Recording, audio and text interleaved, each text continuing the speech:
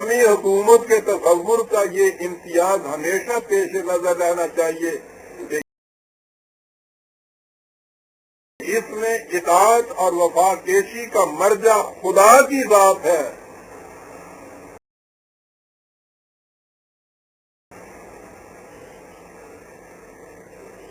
اب یہ بات ایک ایبسٹریکٹ کی رہ جاتی ہے. عارف یہی کہتا حکومت الہیہ، حکومت خداوندی، نظام خداوندی، خدا کی ہدایت، وہ تو بہت بڑا مقنن تھا.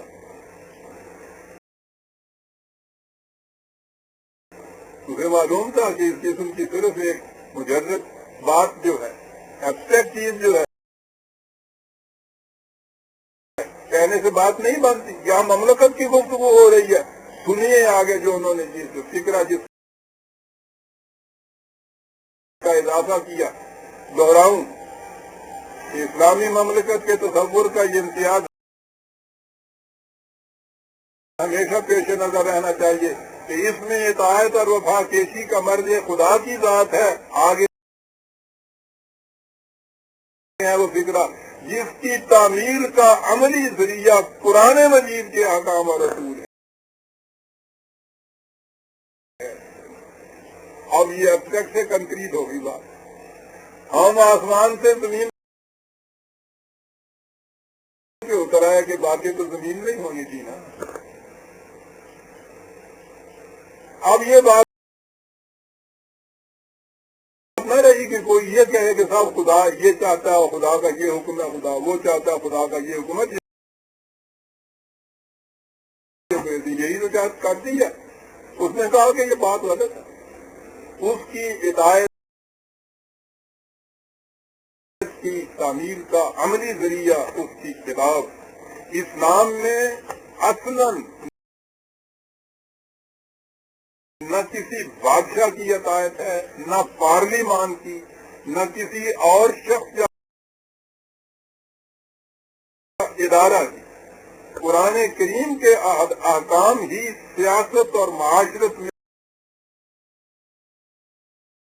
ہماری آزادی اور پابندی کے حدود متعین کرتے ہیں. اسلامی حکومت دوسرے الفاظ میں قرآنی اصول اور احکام کی حکمرانی کا نام ہے. اور حکمرانی کے لیے آپ کو لا محالہ علاقہ اور مملکت کی ضرورت ہوتی ہے، اور اسی کے لیے ہم جنگ لڑ رہے ہیں.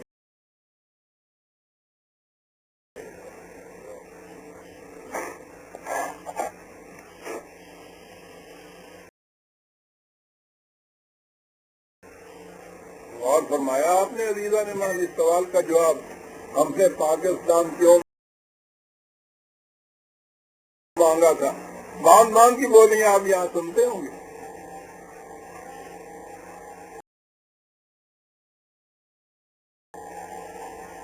بولی جا رہی ہے ہندو کی تنگ نظری تھی جس کے لیے ہم نے مانگا.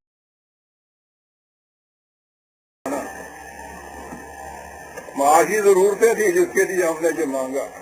سن لیا کس کے لیے؟ کس بات کے لیے ہم نے مانگا؟ عباد فرعون کو وہاں سے نکال کے عباد اللہ بنانا، بس یہ ہے ساری بات. اور اس کی مخالفت ہوئی.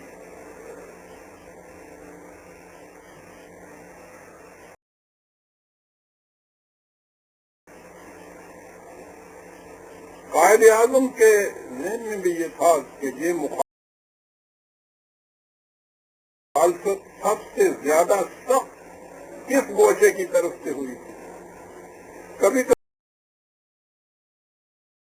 کبھی مجھے اس ساری داستان میں بھی کہنا پڑتا ہے، اور میں ہر بار کہا کرتا ہوں کہ یہ میں کسی فخر سے نہیں کہتا، بطور تحدید سے نعمت کہتا ہوں. ایک سعادت ہے میری جس کا میں بیان کیا کرتا ہوں. مجھے فخر حاصل ہے اس سے میں نے 10 سال تک قائد اعظم کے لیوا کے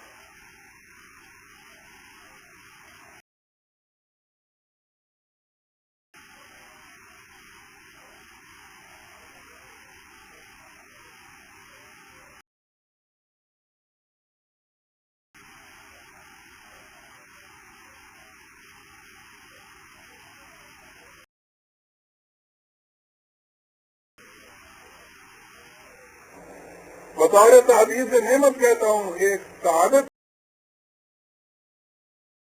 ہے میری جس کا میں بیان کیا کرتا ہوں. مجھے فخر حاصل ہے اس پہ میں نے 10 سال تک قائد اعظم کے لواء کے قائد تحریک پاکستان کے لیے جو کچھ میں کر سکتا تھا خدمت کی.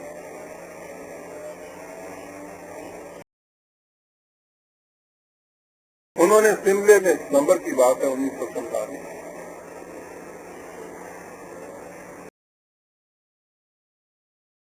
35 کی بات. انہوں نے مجھ سے کہا تھا، اور ذہن میں یہ ہے کہ علامہ اقبال کے ایما پہ کہا ہوگا، انہوں نے فرمایا تھا کہ اس تاریخ کے اندر مجھے معلوم ہے کہ تمہارا تصور بھی اسلامی مملکت کا وہی ہے جو اقبال کا تصور ہے، اسی کے لیے ہم جنگ کرتے ہیں. ہندو سے اور انگریز سے تو ہم نپٹ لیں گے، لیکن یہ جو قال اللہ اور قال الرسول کے قدموں میں آئیں گے ہمارے سامنے، اس کے لیے میں سمجھتا ہوں کہ تم اس گوشے کو سنبھال لو. انہیں پتا تھا، اور ان کی اس ارشاد کی تعمیل میں طلوع اسلام کا اجرا 1938 میں ہوا تھا.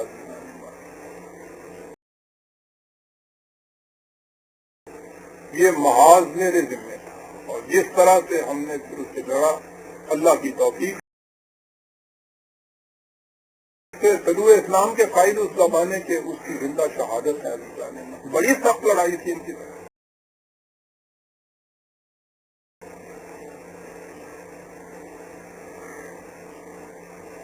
ان کے ہاں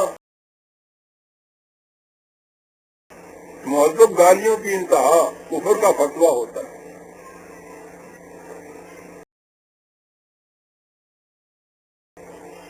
جمعیت العلماء نے بھی یہ جو دیوبندی ہے، اور مفتی محمود صاحب، مجھے دور حاضرہ کی سیاست سے غرض نہیں، اس دور کی میں داستان بیان کر رہا ہوں. یہ ان کی تھی، مفتی صاحب کے یہ تھے پیر و مرشد مولانا حسین احمد مدنی. انہوں نے قائد اعظم کے کفر کا فتویٰ لگایا. بریلوی جماعت نے ان کے اوپر کفر کا فتویٰ لگایا. احراری جماعت نے ان کے اوپر کفر کا فتویٰ لگایا. یہ فتوے جاری ہوئے کہ مسلم لیگ میں شریک ہونا کفر ہے.